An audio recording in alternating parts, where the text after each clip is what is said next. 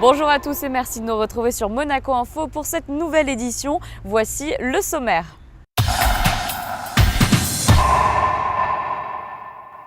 Le nouveau musée national de Monaco propose un atelier autour du dessin numérique avec l'artiste Michel Paysan. Des lycéens de la Principauté ont participé mardi à l'opération Déjeuner branché qui vise à sensibiliser les élèves aux questions liées à la prévention du VIH et des IST. Retour sur la conférence de présentation de l'édition 2016 du salon automobile Top Marque. Autre salon attendu au Grimaldi Forum, Lightbike Monte Carlo. Nous vous présenterons les enjeux de cette deuxième édition et nous reviendrons sur l'exposition de l'artiste Antoine Chab à la brasserie Quai des Artistes. Et avant de débuter ce journal, sachez qu'en hommage aux victimes des attentats de Bruxelles, les drapeaux ont été mis en berne sur les édifices publics de la Principauté. Comme vous pouvez le voir sur ces images, cette marque de deuil et de solidarité avec le peuple belge se prolongera jusqu'à vendredi. Nous vous parlions il y a tout juste une semaine d'un atelier de dessin numérique au nouveau musée national de Monaco. Après avoir découvert son fonctionnement, coup de projecteur aujourd'hui sur ce workshop proposé au public. Un reportage signé Sandrine Nègre. C'est dans le jardin d'hiver de la Villa Saubert, quelques jours à peine avant le printemps et plus particulièrement la fin de l'exposition Lab consacrée aux coulisses du musée d'art de Monaco, que Michel Paysan avait posé ses valises, ou plutôt son atelier de dessin numérique. Un dispositif mis au point par l'artiste qui n'a pas manqué d'attirer les visiteurs de la Villa Saubert. Ils ont participé à l'expérience comme cette jeune touriste passionnée d'art. J'ai pris beaucoup de plaisir à participer à cette expérience. Je ne m'attendais pas forcément à cela en poussant les portes du musée, rencontrer un artiste et découvrir une telle technologie. Dessiner avec les yeux peut paraître impossible au départ, et pourtant, à partir d'un modèle vivant et de mouvements du regard, ça devient possible. Et ce workshop Portrait Factory s'inscrit dans la politique de rencontres et de conversations avec le public souhaitée par le NMNM. Oui, toute la semaine avec un projet de workshop dans un premier temps, de rencontres avec le public, avec des classes, des associations comme là, à l'instant avec la MAPI, et aussi durant le week-end avec le public disons, habituel du musée. Pour nous, c'est une vraie opportunité de discussion, en fait, on appelle ça des conversations avec les artistes, de sorte à, dans un cadre relativement informel, d'avoir la possibilité de discuter avec l'artiste, de le rencontrer, et en même temps d'avoir un contenu plus large qu'une simple rencontre comme on peut les proposer en ce moment. Vraiment quelque chose de généreux, disons. Dessin, peinture et même musique, cette technique d'eye tracker, autrement dit de mouvement de l'œil, a permis la réalisation d'un large éventail d'œuvres en à peine 5 jours. Nous changeons de quartier pour nous rendre au lycée technique et hôtelier de Monaco où avait lieu, comme chaque année, l'opération Déjeuner branché. Par petits groupes, les lycéens ont pu discuter librement avec des professionnels de la santé le temps d'un repas. Vanessa Dessy vous en dit plus. Échanger avec des professionnels de la santé autour d'un bon repas, tel est l'objectif des déjeuners branchés. Dans le cadre des actions de prévention et de lutte contre le VIH-Sida menées par la Direction de l'Éducation nationale, de la jeunesse et des sports, cette démarche permet aux lycéens de dialoguer en toute confiance sur des sujets sensibles. Ces déjeuners branchés existent depuis 2008.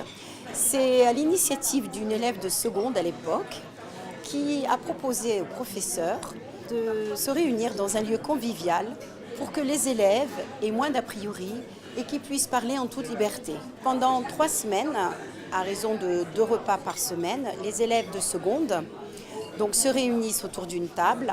Donc il y a un référent de Faytets, un de la Croix-Rouge, un psychologue de l'école et donc les enfants qui ne sont pas avec leurs professeurs et qui parlent en toute liberté. Donc effectivement, ils se sentent beaucoup plus à l'aise, sans tabou, et ils ont plaisir justement à parler de la prévention pour le sida. Plus de 120 élèves de seconde du lycée technique et hôtelier participent à ces déjeuners branchés. Autour de chaque table, les débats sont animés par des intervenants avertis. Les retours des lycéens sont très positifs chaque année. En plus, c'est vraiment un lieu où ils n'ont pas l'habitude du tout de venir. Et donc ça prête vraiment déjà, ils sont éblouis quand ils arrivent ici, de voir leurs collègues servir, etc. Et donc ça permet d'avoir un échange beaucoup plus libre. En fait, ils ont un petit questionnaire qui leur est distribué une semaine après le repas, où en fait ils évaluent donc si ça leur a plu, s'ils ont appris des choses, s'ils ont pu parler, et s'ils aimeraient renouveler l'expérience. C'est vraiment le point qui nous permet de dire à chaque fois, donc ils cochent cette case, de dire que c'est quelque chose qui leur a été bénéfique et voilà, on leur apprend le maximum de choses qu'on peut en l'espace de 2 heures de repas. Les déjeuners sont entièrement financés par la Croix-Rouge monégasque. L'association Fight AIDS, quant à elle, apporte ses compétences en termes de prévention VIH-Sida. Rendez-vous incontournable du printemps, le salon Top Marque est de retour en Principauté pour sa 13e édition. Le public pourra découvrir cette exposition automobile du 14 au 17 avril prochain. Une conférence de presse était récemment organisée pour présenter les moments phares de cette édition, le récit de Vanessa Dessy. Les plus belles supercars de la planète réunies en un seul lieu, c'est au Grimaldi Forum que le Top Marque se déroulera comme chaque année.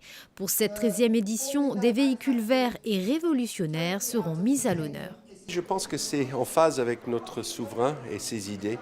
Et pour nous, on est très fiers de faire un plateau d'innovation et des choses qui fait rêver. Sincèrement, on n'a jamais fait mieux et on est très excités par tous les gens du monde entier qui viennent à Monaco pour lancer les nouvelles innovations et technologies. On est un peu surpris parce que déjà on a vendu plus de billets qu'on n'a jamais fait à ce point-là en avance. Mais on va annoncer l'arrivée de M. Bond à Monaco avec un grand événement James Bond intégré dans les autos et aussi les gadgets du salon. Et on va être capable de visiter et voir tous les gadgets, les derniers 4 films. On va voir l'usine qui fabrique toutes les choses pour Bond. Et je pense que ça va attirer beaucoup de gens qui aiment cette sorte de fantaisie. Top Marque sera également le rendez-vous du lancement européen d'un tout nouveau mode de déplacement innovant. Après avoir créé le buzz en Chine ou à Dubaï, la société basée en Nouvelle-Zélande proposera le futur de l'aviation une place.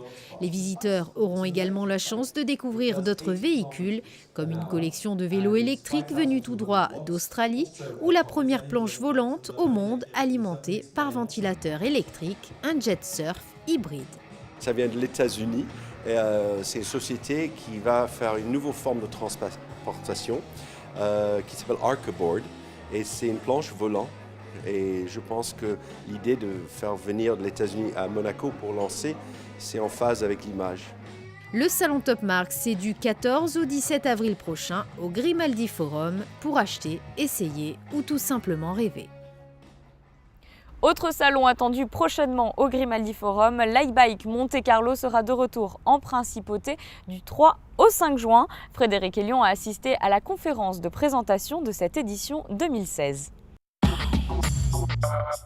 C'est le moyen de transport le plus vieux au monde. Aujourd'hui, c'est un symbole de vie saine et de développement durable.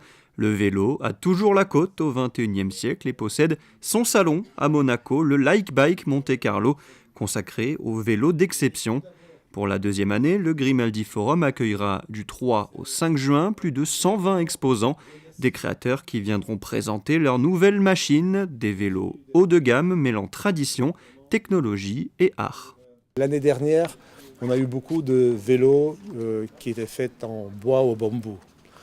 Aujourd'hui, cette mode, ou en tout cas cette direction continue encore. Il y a de nouveaux produits très écologiques qui rentrent en jeu. Il y a des mélanges exceptionnels entre les produits en incluant ou pas le titanium ou carbon fiber. Donc ça fait des vélos très légers, très flexibles et donc très performants. Aujourd'hui, pas uniquement les vélos électriques et pas uniquement les vélos de gamme, aussi une direction qui est très intéressante et on a eu des exemples l'année dernière et qui vont revenir cette année, c'est les vélos intelligents, c'est-à-dire les vélos couplés avec les smartphones ou les ordinateurs connectés au monde entier par satellite, les antivols intégrés, très intéressant. Sécurité oblige, de nombreux casques seront aussi à découvrir. En attendant le mois de juin, et en collaboration avec la Fédération monégasque de cyclisme, une night race est organisée dimanche sur le port. Une course en relais par équipe de 2 coureurs sur le tracé du circuit de Formule 1. Je vous propose d'ouvrir une page culture. Le Quai des Artistes organise régulièrement des expositions mettant en lumière le talent d'artistes peintres, sculpteurs ou photographes reconnus ou en devenir. Il s'agit cette fois-ci d'Antoine Chab. L'artiste travaille au gré de ses envies, le collage ou la sculpture. Christine Datomel et Thomas Deus l'ont rencontré à l'occasion de son vernissage. Depuis l'âge de ses 15 ans, Antoine Chab se passionne pour les collages et la sculpture. Après un court passage dans le monde de la médecine, c'est l'univers de l'art qui l'appelle. Son travail est un lent va-et-vient entre silence et révolte, doute et certitude. La certitude, c'est-à-dire que, par exemple, ça c'est une certitude, un soldat c'est une certitude. Et puis le silence, c'est parce qu'en fait, le travail de collage, c'est du dessin en fait, c'est un travail de dessin. Et ça demande vraiment... la peinture est très gestuelle. Moi, le collage, c'est tout petit, c'est un monde restreint, très silencieux. Je me lève le matin à 7h, à 10h du soir, je suis toujours sur le même collage, je ne m'en suis pas aperçu. Dans le silence, avec de la musique, et c'est tout. C'est comme une page de livre. Vous écrivez une page de livre et tout d'un coup, vous avez réussi votre page. Et vous êtes... Alors après, le regard du spectateur, c'est autre chose. Mais au moins, vous êtes hyper heureux d'avoir réussi cette page. Ces œuvres naissent d'une démarche qui explore le monde du rêve et qui transgresse le réel. Chez l'artiste, la symbolique est essentielle et incontournable. Il a un petit bébé avec lui qui lui ressemble beaucoup, qui est beaucoup plus petit et qui est en fait un enfant rieur. C'est-à-dire son père est soldat, mais lui, il rit que son père soit soldat. En fait, si vous voulez, c'est calmer les jeux tout le temps. C'est-à-dire... On vit dans un monde très violent, extrêmement violent, mais c'est pas grave. Il y a toujours quelque chose qui fait que cette violence, elle est calmée par, par un enfant, par une circonstance qui fait que quelque chose. Après, vous êtes vachement heureux quand vous avez découvert ça, quoi. Antoine Chab expose régulièrement en France, en Belgique, en Espagne, en Allemagne et en Italie. En 2010, l'artiste a même décroché la médaille d'argent pour la sculpture de l'Académie des Arts, Sciences et Lettres. Vous pourrez découvrir les œuvres d'Antoine Chab jusqu'au 4 mai au Quai des Artistes. Autre exposition, nous vous la présentions dans notre précédente édition.